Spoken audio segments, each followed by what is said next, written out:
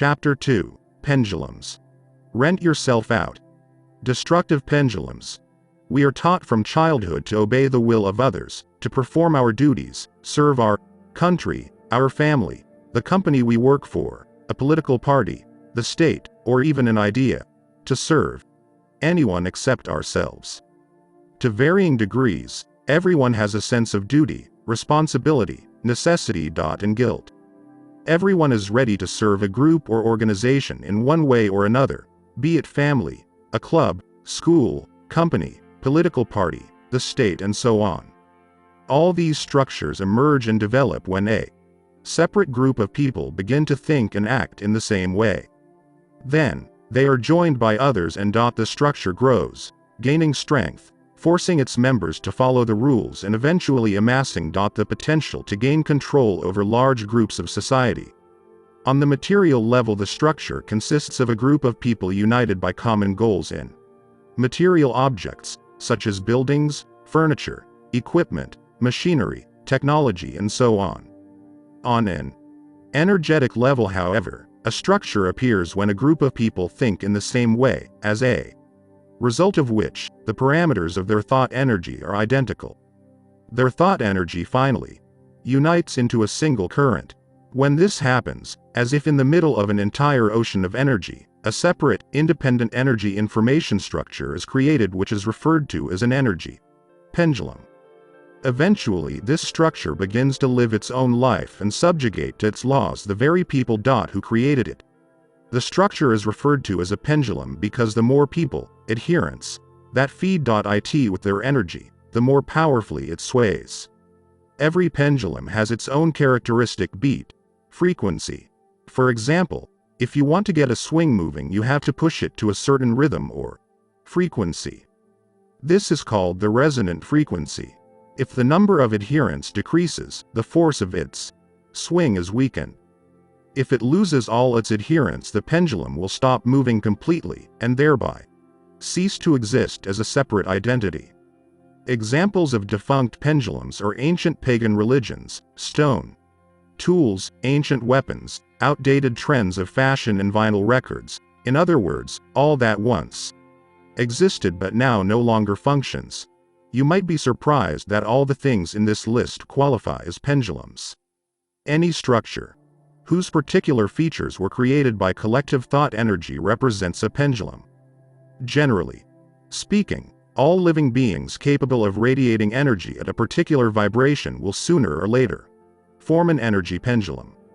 Examples of pendulums in nature are bacterial colonies, populations of living creatures, schools of fish, herds of animals, forests, prairies, ant hills, etc. Essentially, any organized, homogeneous structure made up of living organisms can be a pendulum. Every living organism represents a single unit of energy and so can also be considered an elementary pendulum. When a group of individual pendulums begin to sway in unison, a group pendulum is created which looms over its followers like a superstructure. The group pendulum exists as an independent entity and sets rules for its adherents to follow, partly to keep them together but also to attract new ones. This type of entity is independent in the sense that it develops according to its own laws. Its adherents are unaware of the fact that they are acting in accordance with the laws of the pendulum, and not their own will. For example, a bureaucratic apparatus develops as an independent structure irrespective of the will of its individual officials. Of course, an influential official is free to make their own decisions, but only to the extent that they do not contradict the laws of the system, otherwise that particular adherent will be rejected. Even people who represent individual pendulums are not always aware of their true motivations, energy vampires being one such example. Any pendulum is by its nature inherently destructive because it consumes the energy of its adherents and establishes power over them.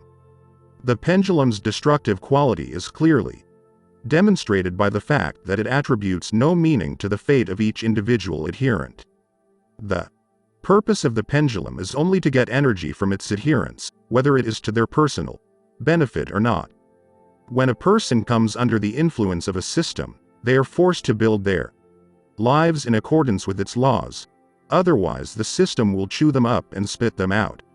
Once under the influence of a destructive pendulum, you can easily end up ruining your entire life, and as a rule, it is difficult to break free without suffering losses. If a person is lucky, they find their place within the system and feel at home there. The adherent gives their energy to the pendulum, which in return provides the individual with an environment. If a follower rebels against the laws of the structure, the frequency of their thought energy ceases to be in harmony with the resonance frequency of the pendulum. Being deprived of essential energy, the pendulum either drives the maverick adherent out of the system or destroys them. If, however, a person has ended up a long way away from a lifeline favorable to their growth, life inside the structure of an alien pendulum can be as soulless as hard labor or just turn into a very sad existence. In this case, the pendulum is purely destructive to the adherent, whether they like it or not. A person who falls under a pendulum's influence loses their freedom, being forced to live by imposed laws and becoming a small cog in a big machine. That said, an individual can find themselves under the protectorship of a pendulum and achieve outstanding results. Napoleon, Hitler, Stalin, and other similar figures were all favorites of destructive pendulums. This does not mean that the pendulum was actually concerned for their personal well-being, for it exploited them to its own end. When Napoleon was asked whether he had ever been truly happy, he could count just a few days over his entire life. The pendulum uses sophisticated methods to lure new adherents, who fly to it like moths to a flame. How often people are deceived by the pendulum's advertising tricks and move far away from a potential happiness that was so close. Young men leave for the army and lose their lives. Students go to university learning in vain to master a profession that is not really for them. They find work that feels alien but is supposedly prestigious and end up drowning in a swamp of problems, or they join their lives with a stranger only to regret it later. The pendulum can hide its motives behind various well-meaning masks, and yet its activities can ruin the lives of its adherents. The greatest threat the pendulum poses to the individual is that it leads its victims away from other lifelines where they would be able to find happiness. These are the characteristic features of a destructive pendulum. A pendulum feeds on the energy of its adherents, which increases the power of its sway. A pendulum strives to attract as many followers as possible to source as much energy as possible. A pendulum makes a contradistinction between its group of adherents and all other groups. We are good and they are bad, we are better than they are, etc. A pendulum acts aggressively towards anyone who refuses to follow it, attempting to win them over, neutralize their position, or get rid of them. A pendulum hides behind masks and lofty ideas. It plays on people's feelings to justify its actions and attract as many adherents as possible. Essentially, the pendulum is an egregore, and yet the concept of egregore does not fully reflect the entire range of possible interactions between an individual and an energy-based information structure. Pendulums play a much greater role in people's lives than one might like to think. The following example illustrates how a pendulum consumes the energy of its adherents. Imagine a packed stadium at an intense football match. Passions are running high and the fans are raging with excitement. One player makes an unforgivable mistake which results in his team losing the game. The fans in the crowd focus a storm of anger at the culprit player, ready to tear him to pieces. Imagine what a huge mass of negative energy is focused on the unfortunate player. You would think that from such an attack of negative emotion the player would die on the spot, but he remains alive and, well, if not a little crushed by feelings of guilt. This is because the negative energy directed towards the player is absorbed by the pendulum. If this were not the case, then any individual becoming the object of a crowd's hate would lose their life and any idol would simply float above the ground. I am no judge of whether a pendulum is an animate entity or simply an energy form. Either way, the distinction does not affect the transurfing method.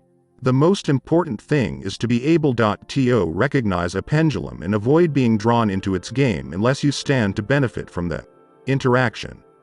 There is one identifying factor by which a destructive pendulum can always be recognized.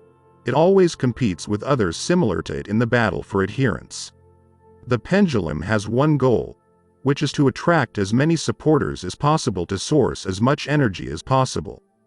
The more aggressive a pendulum behaves in the battle for devotees, the more destructive it is, i.e., the more dangerous it is to the life of the individual. Some may object that charitable organizations exist for the protection of the environment and animals, etc., and question why this type of group should be considered destructive. These groups are destructive to the individual because whichever way you look at it, they still feed on a person's energy with no concern for that individual's happiness or well-being. Organizations like these call for compassion to others and yet remain indifferent to their own followers. If a person feels comfortable and genuinely happy working for such an organization, then they have probably found their vocation and consequently, the pendulum is the place for them. However, it is also important to be honest with yourself and ask yourself whether you are not perhaps wearing the mask of the benefactor. Are you donating your energy and money for the good of others with true sincerity, or is being involved in charity just an attempt to feel a better person or look good?